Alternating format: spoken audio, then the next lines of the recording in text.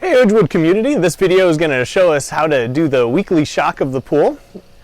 Reasons that you're going to want to do this are, first of all, the process brings the chlorine level up to 10 parts per million, which is important for, just kind of general pool maintenance every week, keeping it the normal range between like 3 and 5. As the week goes on, sometimes some microorganisms start to get a little bit of a foothold in the pool, and this process of bringing it up to 10, usually on a Sunday night, is going to really eliminate a lot of your problems.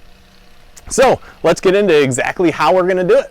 The way that we're going to know exactly how much granular chlorine to add to shock to 10 parts per million, first of all, we need to know what the free chlorine concentration is. So you're going to do your normal chlorine test, free chlorine test, which I'll show you, even though this is probably something all of you are pretty familiar with. First part is to add this DPD powder. We're going to add 2 little scoops to 25 mils of the pool water, just like we've probably done a million times before. And of course, if it turns pink, that's a good sign. It means there's chlorine in the pool. Next thing we're going to do is we're going to add this reagent dropwise, this DPD titrating reagent, R0871. So there's after 20 drops, we're getting pretty close.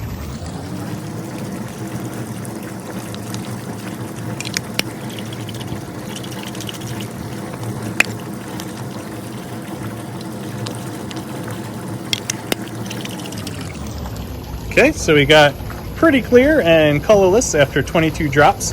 So you multiply that number by 2 and move the decimal point 1 to the left. So 22 drops corresponds to about a 4.4 parts per million chlorine concentration. So in this particular case, if we were going to shock this pool, we would take 10, subtract that from 4.4. In this case, we'd end up with 5.6. And then we'd have to do a little bit of math. For every 11.1 ounces of granular chlorine that I add, it is going to raise the free chlorine level exactly 1 part per million. And obviously we want to go to 10. So what we're going to do is we're going to take 11.1 and multiply it by the difference between 10 and 4.4. So that's 5.6 times 11.1. We'll take that number and divide it by 16. And we end up with exactly how many pounds of granular chlorine we're going to add, which I'll show you how to add in a second. Here we are about to shock the pool. Anytime you're going to be shocking the pool, especially if you're going to be shocking with any more than 3 or 4 pounds, I'd definitely get 3 empty buckets and try to split everything up between those. By the way, this is the bucket you're looking for. That contains the granular. They're all in the chemical closet. And there's usually one floating around in the pool house. And we're going to be using that little scale right there and measuring out exactly what we need in terms of the chlorine. When you measure this out, it's not a bad idea to wear some safety glasses. And one of the things you should be aware of when we start dishing this out, it does kind of send a lot of aerosolized powder in the air, so that's like one of the reasons I like to wear some safety glasses. And also, you definitely don't want to inhale this stuff. It's pretty nasty. Pretty simple process. Just take a scoop, fill it up, chuck it in the bucket, and you just keep going until you've hit the mass that you're looking for. Each of these buckets is just about 3 pounds, so you just subtract out the weight of the bucket. Once you've got the powder in the one bucket, you pretty much split it up evenly in these other 2 buckets. You just be aware that when you're spilling it out that there's a lot of aerosolized powder. You just want to kind of try to stay away from it.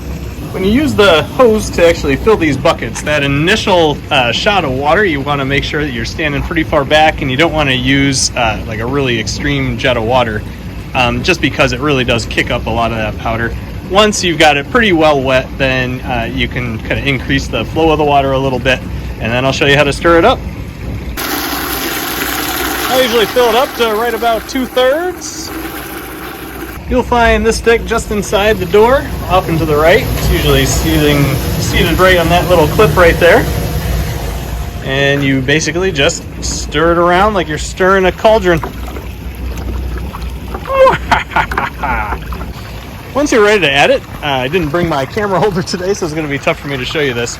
But you basically stay away from the skimmer side, and you kind of do just a pattern right along these 3 edges right here, and then down to the very end there.